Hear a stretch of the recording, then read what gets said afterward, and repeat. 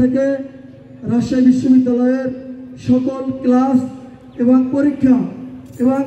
বিশ্ববিদ্যালয়ের bus service বন্ধ থাকবে যতদিন না পর্যন্ত আমরা এই আন্দোলনে সফল না হব, যতদিন না পর্যন্ত আমাদের দাবি মেনে নেওয়া না হবে, ততদিন পর্যন্ত রাজশাহী বিশ্ববিদ্যালয়ের সকল ক্লাস পরীক্ষা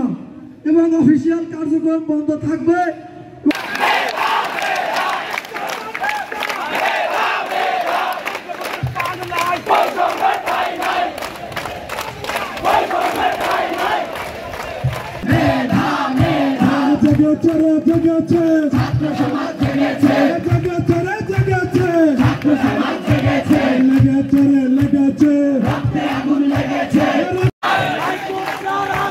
এই